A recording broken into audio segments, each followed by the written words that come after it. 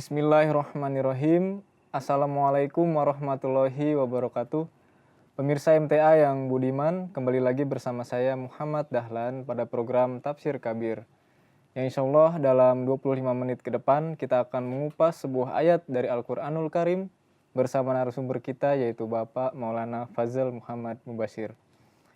Yang pada episode kali ini pembahasan kita masih mengupas ayat ke-24 dari surah Al-Baqarah yang bunyinya A'udzubillahi minasyaitonirrajim. Bismillahirrahmanirrahim. Wa in kuntum fi raibim mimma nazzalna ala abdina fa'tu bisuratim mim mislih wada'u syuhada'akum min dunillahi in kuntum shadiqin. Yang artinya, dan jika kamu ragu tentang apa yang telah kami turunkan kepada hamba kami, yaitu Nabi Muhammad SAW, maka buatlah surat yang serupa dengannya, dan serukanlah saksi-saksi kalian selain Allah, jika kalian orang-orang yang benar. Baik pemirsa, langsung saja kita sapa narasumber kita. Assalamualaikum Pak Fazal. Waalaikumsalam. Sehat ya Pak pada hari ini? Alhamdulillah. Alhamdulillahirrahmanirrahim. Baik Pak, pada episode kali ini kita akan merefresh kembali pembahasan pada episode yang lalu, yaitu berkenaan dengan surah Al-Baqarah ayat ke-24 Pak. Mungkin ada beberapa kata yang belum sempat Bapak sampaikan atau belum sampai pada intinya Pak. Mohon dijelaskan secara halugot daripada ayat ini Pak. Baik. Terima kasih. Jadi berdasarkan Lughatul Arabiyah yang ditulis dalam Tafsir Kabir ini oleh Hadrat Muslih Mau'ud Khalifatul Masih kedua radhiyallahu anhu. Berdasarkan hal lughat yang beliau tulis, ada beberapa kata-kata penting yang perlu dipahami oleh kita semua. Di antaranya adalah bahwa di dalam ayat ini Allah berfirman wa in kuntum fi raibim mimma nazzalna. Ini ada kata nazzalna. Beliau jelaskan bahwa ini merupakan sigah jama mutakallim.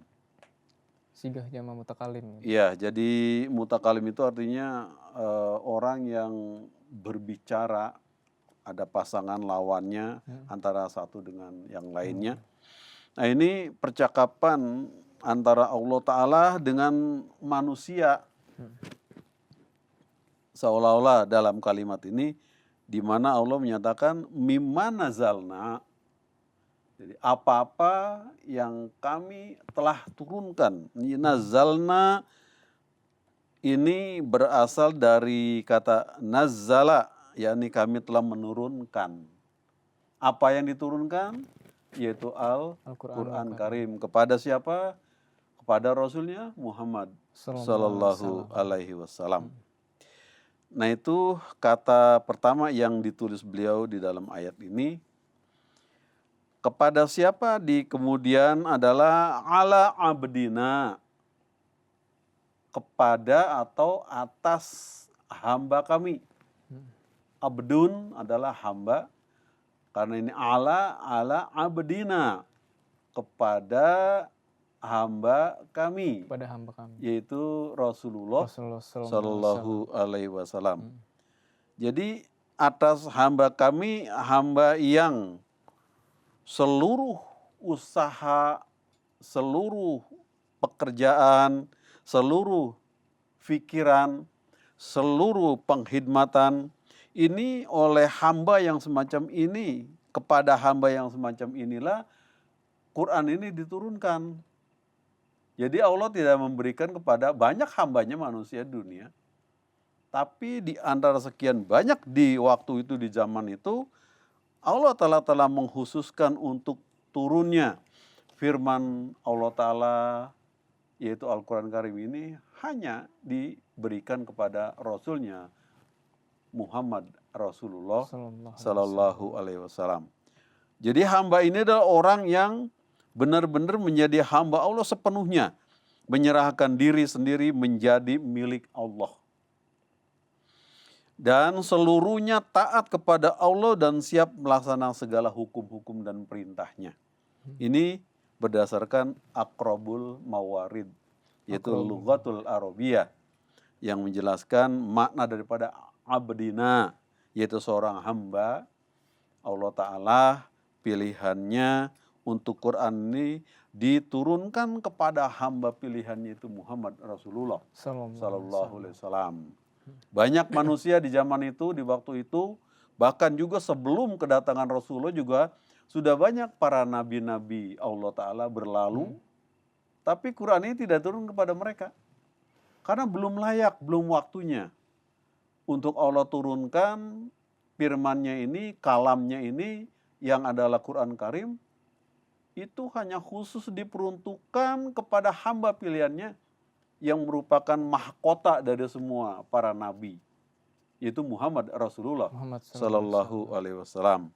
Kemudian di dalam ayat ini pula Allah Ta'ala juga telah menyatakan bahwa fa'atu bisuratin, artinya datangkanlah, bawalah, sodorkanlah, sajikanlah, silahkan sesuatu surah bisuratin.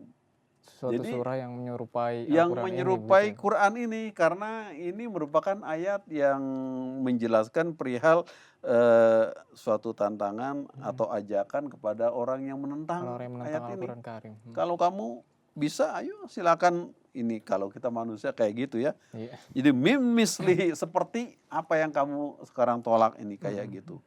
Wada'u syuhada'akum, dan panggil, ajak, seru seluruh, siapa yang disuruh ajak?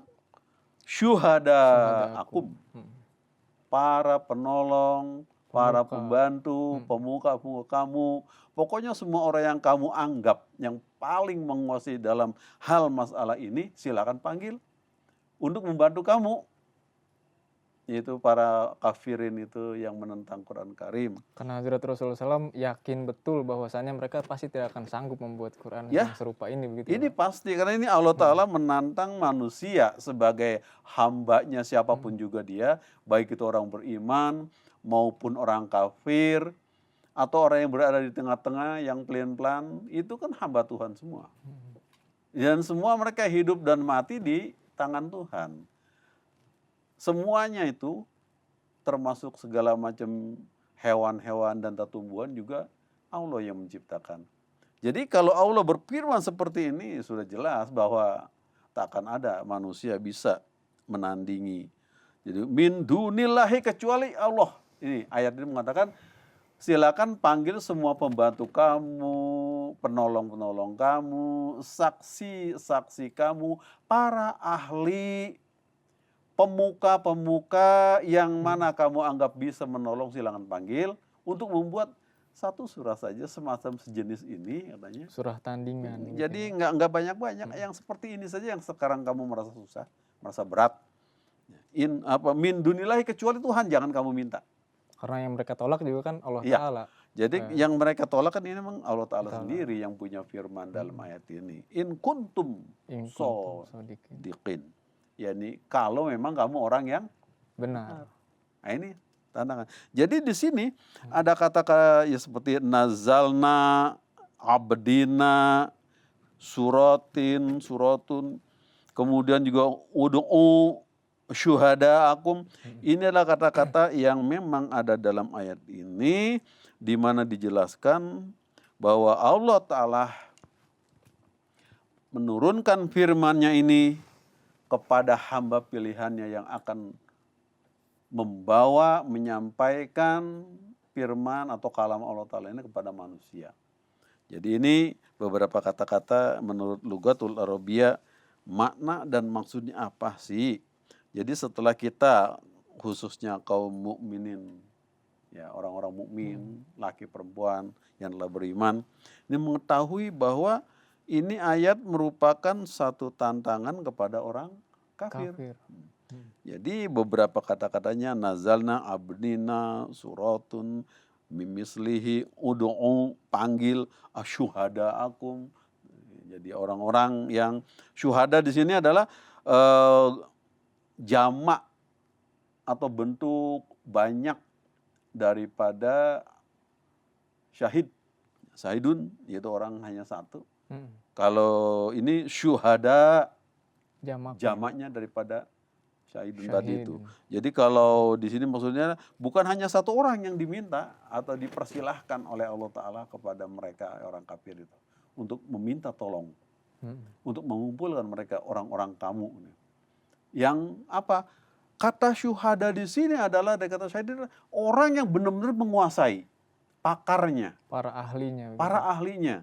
Jadi bukan sembarangan sekadar dikatakan yang menjadi saksi kamu orang sambil lewat juga bisa menjadi saksi, melihat saja. Tapi kalau dia bukan pakar dan bukan ahli dan tidak punya ilmu dan tidak mengetahui sama sekali, yang gak ada gunanya dipanggil juga.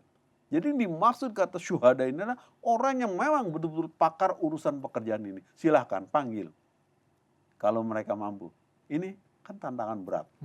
Allah Ta'ala kepada hambanya yang menolak kehendak Tuhan bahwa kamu harus beriman, menerima Quran ini yang turun dari Allah Ta'ala kepada hamba pilihan Muhammad Rasulullah Sallallahu Alaihi Wasallam sebagai petunjuk hidup dunia sampai akhirat harus diterima. Mestinya. Harusnya Allah menghendaki seperti itu pada umat manusia. Dari semenjak itu sampai nanti kiamat juga Allah menghendaki agar manusia menerima dakwah Allah Ta'ala melalui Rasulullah Muhammad SAW sebagai apa? Way of life di dunia ini. Sebagai pedoman hidup, petunjuk dari dunia sampai akhirat nanti. Ini seruan Allah Ta'ala. Karena sejak turunnya Quran Karim ini tidak akan ada lagi suatu surah atau suatu kitab atau suatu kalam kepada manusia di dunia ini untuk petunjuk jalan yang benar mencapai keberkahan dan keridhaan Allah Ta'ala. Hanya satu saja mengikuti Al-Quran Karim. Yaitu jadi beberapa kata-kata yang dijelaskan oleh Huzur Khalifatul Masih kedua di dalam ayat ini. Baik, Pak. Tadi telah disinggung sedikit berkenaan dengan abdina ya Pak, yaitu hamba kami. Yang di dalam ayat ini diterangkan bahwa abdina ini, yang dimaksud dengan abdina ini adalah Hadrat Nabi Muhammad SAW. Nah, mungkin ada hal yang lebih mendalam lagi atau lebih luas lagi berkenaan dengan abdina ini yang perlu dijelaskan Pak. Tolong silakan jelaskan. Ya, terima kasih. Ya betul, memang dari kata abdina di sini menurut keterangan beliau sendiri dalam tafsir ini beliau menulis bahwa kata abdinya berasal dari kata abada, yakni menghamba dengan sikap patuh taat sepenuh-penuhnya. Jadi bukan sembarangan seorang hamba saja, tapi ada hamba yang sepenuh-penuhnya seluruh jiwa, raga, pikiran dan segalanya adalah dia pasrahkan, diserahkan kepada Allah Ta'ala. Secara sempurna memiliki ketaatan kepada Allah Ta'ala. Segala macam ketaatannya, waktunya, pikirannya, semua waktunya diserahkan untuk menghidmati, mengikuti apa yang Tuhan perintahkan, apa yang Tuhan larang, itu dia laksanakan semua. Ini perihal mengenai ayat ini dikatakan bahwa nazalna ala abdina, yang kami telah turunkan kepada hamba kami Muhammad itu adalah hamba abdun ini yang benar-benar sepenuhnya 100% dia menyerahkan diri. Kalau kita juga disebut abdun juga, kita manusia umum sebagai hamba Tuhan juga, tapi tidak seperti apa yang ada pada jiwa Rasulullah Muhammad SAW. Kita banyak kelemahannya manusia ini. Kadang kita disuruh saja misalnya aqimus sholat liduluki syamsi ila ghasakil lail. Itu dirikan sembahyang dari mata terbit sampai tenggelam lagi sampai besok pagi lagi. Artinya siang malam sesuai waktu-waktu sholat itu dirikan. Kadang kita masih lemah, kurang. Tapi untuk Muhammad Rasulullah ditunggu-tunggu itu waktu itu. Zuhur tunggu sampai asar begitu terus. Beliau melek dan tidurnya itu adalah memikirkan semua, melaksanakan perintahnya. Jadi abdun di sini dikatakan bahwa kenapa ini difirmankan Allah Ta'ala dalam ayat ini bahwa makna ubudiyat, ya, ubudiyat ibadah ini menzahirkan kerendahan hati. Jadi kalau kita melaksanakan atau menunaikan sholat Itu di dalam pelaksanaan sholat itu sendiri harus benar-benar sepenuh hati dan kita harus rendah-rendahnya diri Di hadapan Allah di Ta'ala. hadapan Allah Ta'ala. Karena apa? Kita merasa bahwa diri kita ini sebagai hambanya tidak ada apa-apanya kan. Jadi kita menyembah Allah Ta'ala, beribadah kepada Allah Ta'ala sesuai dengan ajarannya yang telah dicontohkan oleh Rasulullah Muhammad SAW. Sallallahu alaihi wasallam. Itu seperti itu. Jadi kata ibadat dipakai lebih tepat untuk menunaikan maksud dan mafhum daripada ubudiyat ini. Jadi apa yang dilaksanakan oleh Rasulullah? Beliau kalau mendirikan salat itu benar-benar khusyuk. Sampai kaki beliau dalam suatu riwayat dikatakan bengkak-bengkak gitu ya Pak. Ya, begitu lama beliau berdiri, ini khususnya adalah ketika beliau sholat malam hari. Salat malam. Itu tahajud. Beliau lama berdiri, menghadap Allah Ta'ala, berdoa, kemudian sujud, kemudian duduk, baca doa, tahajud, itu lama seperti itu. Sampai-sampai dikatakan oleh Siti Aisyah kakinya bengkak, lama berdiri. Nah kalau zaman sekarang, ada orang sholat ada yang begitu cepatnya. Taraweh 11 rakaat atau 21, itu dalam waktu singkat berapa menit selesai. Ini Seperti kan, ayam matok-matok makanan betul, begitu. kayak ayam matok biji jagung, tek tek tek seperti itu. Nah ini nggak sesuai dan bukan seperti itu yang dikehendaki Allah Ta'ala. Tapi adalah laksanakan sesuai apa yang dicontohkan oleh baginda Rasul Muhammad Sallallahu alaihi SAW. wasallam. Itulah baru yang dikatakan sholatnya sholat orang mukmin. Salat yang hakiki Sholat seperti yang itu ya Pak. hakiki. Jadi bukan mengatakan bahwa ya saya sudah jungkir balik kok udah sujud berdiri, oh betul seperti itu. Apa yang dibaca? Rasulullah kalau membaca ayat Quran itu pelan-pelan betul-betul dihayati apa sih kandungan isinya, sehingga beliau sering kalau begitu membaca ayat Quran dan melafalkannya, mengucapkan itu beliau menangis. Nah ini yang harus ada di dalam jiwa Orang-orang orang-orang muslim. mukmin ya muslim. dalam masalah itu. Jadi kata abdina ini. Kemudian dijelaskan juga bahwa ini menzahirkan penghambaan terhadap sesuatu melalui pengamalan ibadah dan ini khas dengan manusia. Jadi manusia yang dikatakan Abdullah, Hamba Allah. itu nama sangat baik sekali itu Abdullah. Itu juga ayah dari Rasulullah. Ayahanda Rasulullah. Nah kita banyak juga saudara-saudara kita yang namanya Abdullah juga ada. Maknanya apa itu? Hendaknya adalah dia sebagai abdun, hamba Allah yang seperti apa pada diri Muhammad Rasulullah SAW. Oh, nggak mungkin kita akan bisa menyamai Nabi, memang tidak mungkin. Tapi adalah kita minimal berusaha untuk mengikuti. Memang untuk sama nggak mungkin. Kita manusia biasa untuk sama seperti apa yang ada pada diri Rasulullah itu tidak mungkin. Beliau kan seorang nabi dan nabi pun merupakan mahkotanya nabi-nabi yang lain yang tertinggi, puncaknya. Nggak mungkin kita sebagai hamba biasa, sebagai umat beliau ingin menyamai, nggak mungkin. Tapi sebagai hamba Allah adalah sedikit-dikitnya ya kecipratan lah. Seperti itu ya harus mengikuti apa sih yang dilakukan Rasulullah dalam ibadah sholat.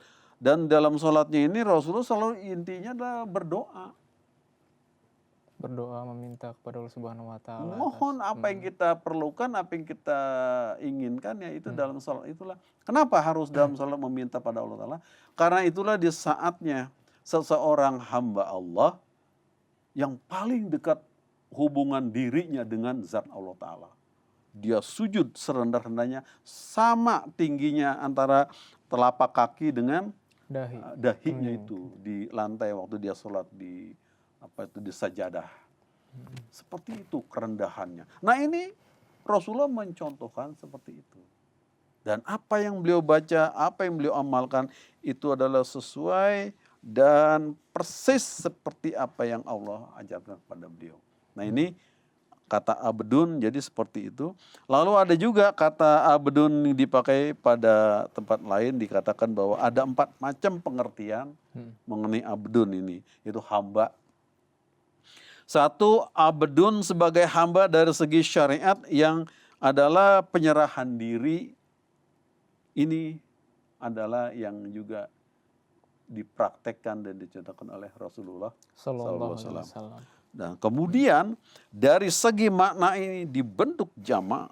Abdun ada jamaknya abidun. Kemudian kedua, abdun dipakai juga karena dari segi penciptaan, kepemilikan Allah Ta'ala hanya dapat dikaitkan dengan Allah Ta'ala. Yaitu seorang hamba yang telah diciptakan Allah Ta'ala adalah dia milik Allah Ta'ala. Apa yang Allah kehendaki itu mestinya orang itu mengikuti perintahnya. Kita manusia kadang-kadang nggak tahu atau tidak paham. Lalu apa yang diperintahkan ya kita kadang-kadang tidak memperdulikan atau malah tidak mau menentang kehendak Allah Ta'ala. Yang ketiga, kata abdun ini dipakai juga dari segi ibadat dan pengkhidmatan.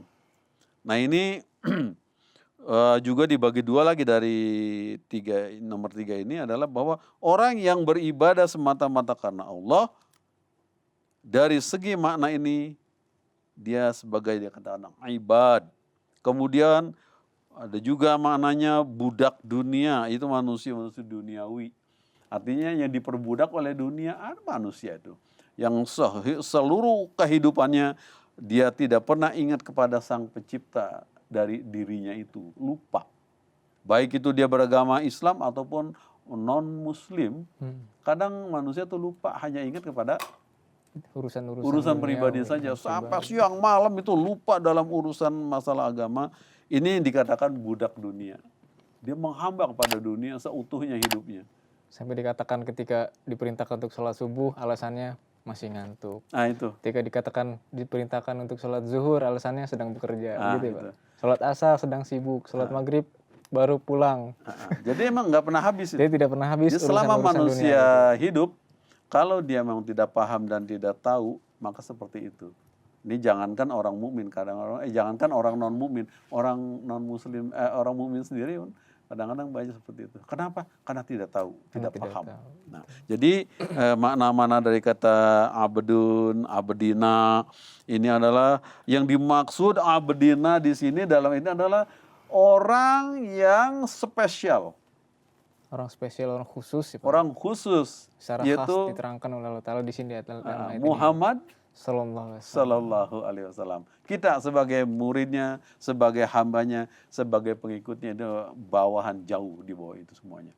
Tapi itu pun kita yang telah beriman kepada beliau, beriman pada Quran Karim ini, beriman pada Allah dan para malaikatnya, pada takdir dan qada, kiamat dan lain-lainnya, juga hendaknya kita mengikuti apa yang dicontohkan oleh Rasulullah Sallallahu Alaihi Wasallam. Baik Pak, jazakumullah atas penjelasannya Pak. Karena di ayat ini memiliki keterangan atau tafsir yang sangat luas, oleh karena itu kita akan lanjut pada episode yang akan datang, Pak. Ini baru sampai penjelasan abdina nih, masih ada penjelasan yang lebih panjang lagi mungkin ya, Pak. Insyaallah. Baik pemirsa, alhamdulillah kita telah mendengarkan dan menyimak penjelasan yang begitu menarik dari narasumber kita berkenaan dengan ayat 24 dari surah Al-Baqarah ini. Mudah-mudahan kita semua mendapatkan taufik dari Allah Subhanahu wa Ta'ala untuk bisa mengamalkan perintah-perintah Allah Ta'ala dalam Al-Quran Karim dan menjauhi larangan-larangannya. Saya Muhammad Dahlan dan segenap kru MTA yang bertugas mohon undur diri. Assalamualaikum warahmatullahi wabarakatuh.